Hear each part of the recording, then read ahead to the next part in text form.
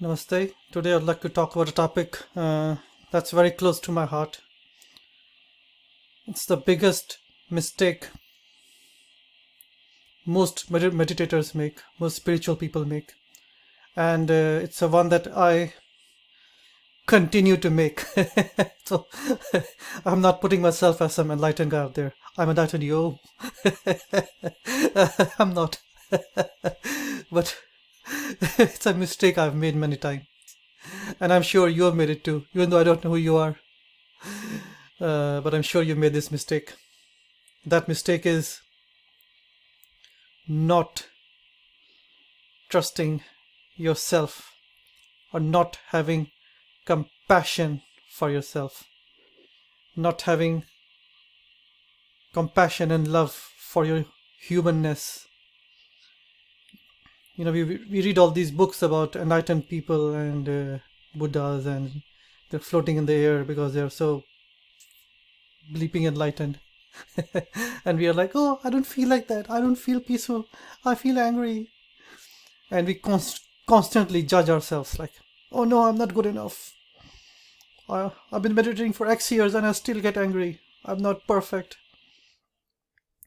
And this anger, it leads to, is actually a harm. It harms our meditation. It's very harmful. It's like acid. Every time we attack ourselves, we're attacking the divine, the part of the universe that lives in us. It makes no difference whether you attack someone else or you attack yourself. Violence is violence. If I take a gun and I threaten to shoot you, or if I put a gun to my own head and threaten to shoot myself, it's the same thing. Okay, this violence is violence. And the problem with most spiritual people, or most people in general, is that we've been trained to think that violence towards others is bad, but violence towards ourselves is discipline. It's like, yeah, I crush myself. I don't only sleep 2 hours a day, and I don't eat anything, and I meditate for 10 hours a day, and then I'm running for 25 hours a day. And we think that this self-torture is necessary for the spiritual path. And you know what? Our human part, our imperfect part, it is as perfect and as beautiful and as, complete in every way as our higher self, the divine self, our Buddha nature or our true self. And if we fail to respect our humanness, we are doing ourselves a great disservice. We want to think of enlightenment as something that's out there, so like you cross a bridge, you're driving your bus, cut, cut, cut, cut, cut, cut, and then there's a bridge that says enlightenment. You cross the bridge, and now I'm enlightened. Over here I'm not enlightened. Over here I'm enlightened. Not enlightened, enlightened. Not enlightened, enlightened. And we create this artificial boundary. And many people, and I'm including me, we judge ourselves constantly. We say, I'm not good enough. I still feel angry. I feel irritated. And these things, they're fine because we are human after all. If you have a little child, a little baby trying to walk, and the little baby falls over, you don't say, you're a loser, you're a pathetic failure, you're never gonna walk in your life, you're a pathetic loser. Can you imagine saying that to a little child? Yeah, you'd be arrested for child abuse. But we do that to ourselves all the time. We abuse ourselves all the time. We constantly criticize and belittle and humiliate ourselves. And we think it's okay because we're not harming others. We're so spiritual. I'm only harming myself. That's spiritual. Violence is violence, whether it's done to somebody else or it's done to yourself. The universe, the universal intelligence, call it the spirit, the divine, our true self, our higher self. And that one word we don't use because it has been misused. Starts with G and with D. Has O in the middle. We don't use that word because it has been corrupted by thousands of years of misuse and abuse. But our higher self, this universal intelligence, it has nothing but love and compassion for us. And this divine intelligence feels a lot of pain, when we hurt ourselves, when we belittle ourselves. We have to accept our humanness. We're not perfect, and while we're in this form, we will never be perfect, and that's fine. The spiritual path, this journey, it is not a journey of the ego. The ego is not a journey of the mind. The mind, this mind will never become enlightened. I'm sorry to say this. The ego will never become enlightened. That's just a sad fact. Spiritual awakening is the universe awakening to itself. The universe becoming aware of itself. It's not the ego that becomes enlightened. It's not the mind that becomes enlightened. And we have to accept our humanness, our imperfections.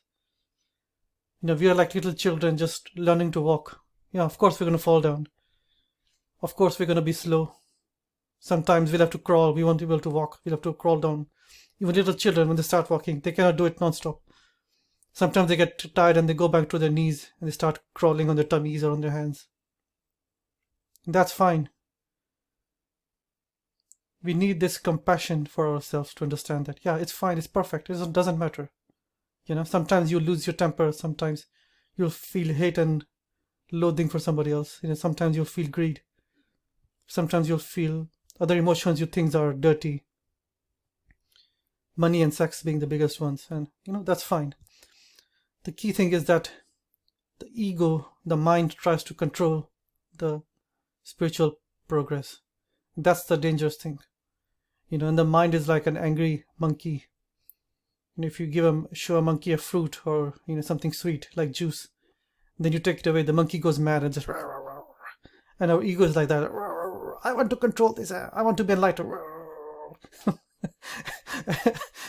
And when it cannot control the process, it goes mad and it tries to attack you. And I'm laughing now, but this attack is very dangerous. I've had many people just give up meditation. It's not working. This doesn't work. They just give it up, or they change. They try a different guru, or they try a different technique, or they jump from technique to technique, and that's fine. Moving between techniques is fine, but only if you're doing it in a planned way. You're saying, okay, I'm going to try these 5 techniques today to see which one I like the most, or I'm going to try different techniques because I want to keep my mind entertained. That's fine. But the ego, it wants to control it, and then the ego acts like a spoiled child. If it cannot have what it wants, it won't let anyone play. It'll destroy your meditation. It'll make you attack itself. It'll make you doubt yourself. It'll say, oh, this isn't working, let's just stop it. And it'll completely destroy your. Every time it happened to me, every time I sat down to meditate, I felt angry or irritated, or it would be not just like it would be like or there was a 7-year gap in which I completely gave up meditation because just it's too much. I let the monkey mind win. I think at that time I did not have compassion for myself. I'm human, so are you. We are all human. And we have to accept our humanness. It's a beautiful thing. It's not something to be ashamed of. Our mind is imperfect, and we cannot sit for hours in meditation. We cannot focus our mind for hours. We cannot keep our mind calm. We lose our temper. We get frustrated, and that's fine. That's life. Large amount of compassion is needed on this path. So to be spiritual is to trust the universe, to trust the universal intelligence, to trust that it knows better than us what we need, and to be open to suggestion, to be, open to being guided. And this is not in faith in some God out there.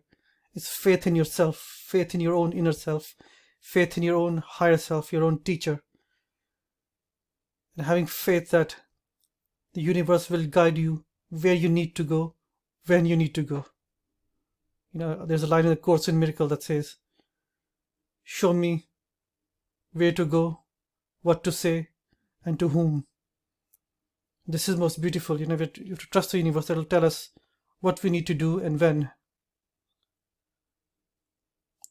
And this is not something the ego can control. This is something we just need to trust the universe. And in the meantime, we need to have compassion for ourselves. If you fail in meditation, that's fine. If you fail to sit for 2 hours and you don't achieve enlightenment, that's fine.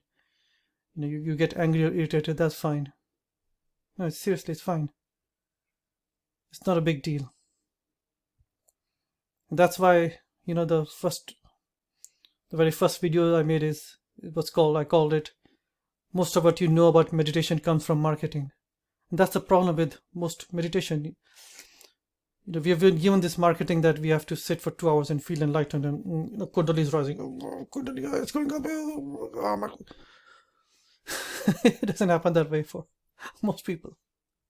Most of us are human. It happens slowly, and it happens like it's not like a dam bursting. Mostly, it's more like a small river flowing. It's an ocean wave, and slowly it happens, taking us down there, taking us where it needs to go, where we need to go.